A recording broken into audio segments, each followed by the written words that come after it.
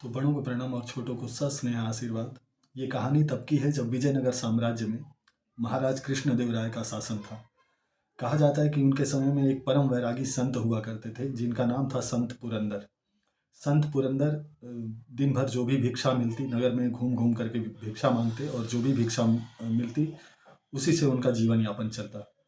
परम वैरागी होते हुए भी, परम दयनीय स्थिति में होते हुए भी ऐसा था कि लोभ उनके मन को बिल्कुल भी छू नहीं पाया था। तो उनकी महिमा दूर दूर तक फैली हुई थी। सारे लोग जानते थे कि एक निर्लोभी संत हैं जिनका नाम पुरंदर है और इतना ज्ञान होने के बावजूद महज भिक्षा से अपना जीवन यापन करते हैं।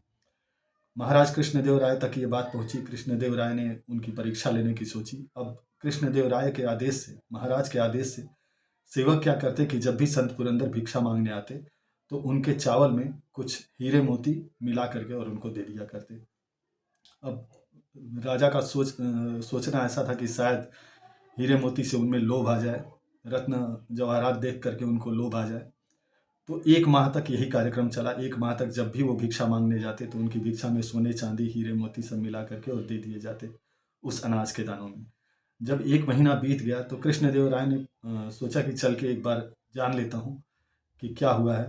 तो जानने के लिए वो संत पुरंदर के घर जाते हैं। एक छोटी सी कुटिया में संत पुरंदर रहते थे।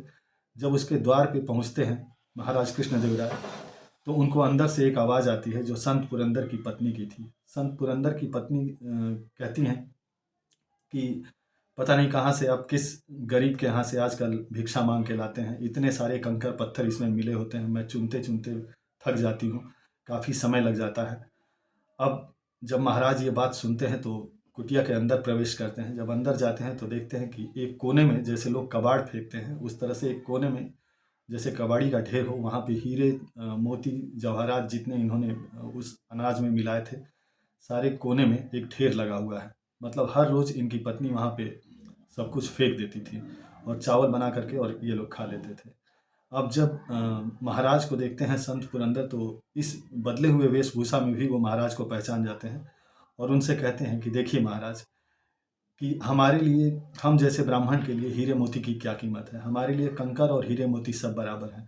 अगर मेरी माने तो आप इन सारे हीरे मोतियों को ले जाइए और अपने नगर में कुएं का विस्तार कीजिए। गरीबों के लिए, जिन्हें पानी की ज़रूरत है, उनके लिए कुछ कुएं खुदवा दीजिए।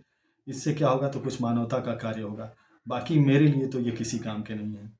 अब जब उनकी ये भावना को सुनते हैं, जब इनको जानते हैं कि बिल्कुल ही ये कैसे लोभ उनके मन को छू नहीं सका, तो उनके आगे ये बिल्कुल नतमस्तक हो जाते हैं। तो होता ऐसा है कि जब जब भी कोई संत बनने की सोचता है, अगर मन से कोई संत है तो लोभ उसको छू नहीं सकता है। चाहे वो कितने हीरे जवाहरात हम उसको दे लें, लेकिन उसका कोई मोह उसे नहीं होगा। सच है कि उनके लिए ये कंकर पत्थर के समान ही होगा। एक दूसरी कहानी, कहा जाता है कि प्राचीन समय में एक बहुत ही प्रसिद्ध जुआरी हुआ करता था।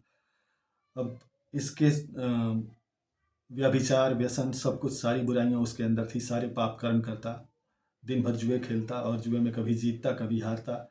एक दिन ऐसा आया कि छल पूर्वक उसने जुए में बहुत सारी धनराशि जीती। अब जब धनराशि जीती उसने तो उससे खरीदा उसने क्या, तो इत्र खरीदा, माला खरीदी, मतलब गंध फूल ये सब खरीद करके और ले करके एक वैश्या के यहाँ वो डेली जाता था शाम को, तो उसके पास जाने के लिए वो दौड़ा। अब रास्ते में दौड़ते हुए जा रहा था, अचानक पत्थर से ठोकर लगी और गिर पड़ता है। गिरता है तो गिरते ही वो मूर्छित हो जाता है और उसके हाथ में जो उसने गंध फूल माला पान ये सब ले करके उसको देने के लिए जा रहा था, तो जब वो गिरता है तो उसके हाथ से वो छिटक करके थोड़ा दूर जा गिरता है और जहाँ पे वो गिरता है ये सब उसके हाथ से, तो वहाँ पे एक पुराना शिवलिंग था। उस शिवलिंग के ऊपर जा करके वो गिरता है, तो एक तरह से उस शिवलिंग के ऊपर ये सारी चीज़ें अर्पित हो जाती हैं।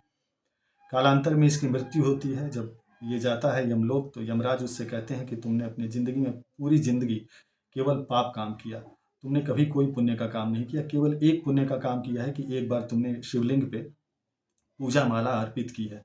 तो इसके लिए तुमको क्या, तो 3 घड़ी का इंद्र का सिंहासन और 3 घड़ी स्वर्गलोक में रहने के लिए तुमको मिलता है।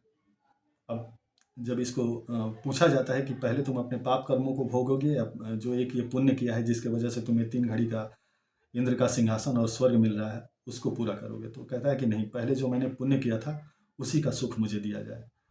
वैसा ही होता है। 3 घड़ी के लिए इसे इंद्र का सिंहासन दिया जाता है, स्वर्गलोक की सत्ता दी जाती है। अब 3 घड़ी का जब ये राजा बनता है तो उस 3 घड़ी में इसने सब कुछ, स्वर्ग में जितनी भी कीमती चीज़ें ये दान कर सकता था, सब कुछ इसने दान कर दिया। उसके बाद क्या होता है, तो उसके बाद जब ये नर्क में भोगने के लिए कहता है अब मुझे नर्क भेजा जाए, तो नर्क की यातना तो इसे दी ही नहीं जाती, बदले में इसे अगला जन्म दिया जाता है और कहा जाता है कि अगले जन्म में ये कौन हुए, तो यही जुआरी अगले जन्म में महान विरोचन पुत्र महादानी राजा बलि हुए। तो कहा जाता है कि दान की महिमा कितनी है, तो दान की महिमा इस कहानी से आप समझ सकते हैं कि एक छोटा दान पूरा जीवन संवार सकता है। एक छोटा दान आपको भगवान के करीब ले जा सकता है। उचित हो, न्याय हो और दान एक भावना के साथ हो तो निश्चित रूप से भगवान मिलते हैं। उम्मीद करता हूँ कि दोनों कहानियाँ आपको बहुत ही प्यारी लगी होंगी। आप लोगों का हमेशा की तरह फिर से तहे दिल से बहुत बहुत बहुत आभार। यूं ही आगे बढ़ते रहें, अनंत ऊंचाइयों को छूते रहें। ईश्वर आपका कल्याण करें।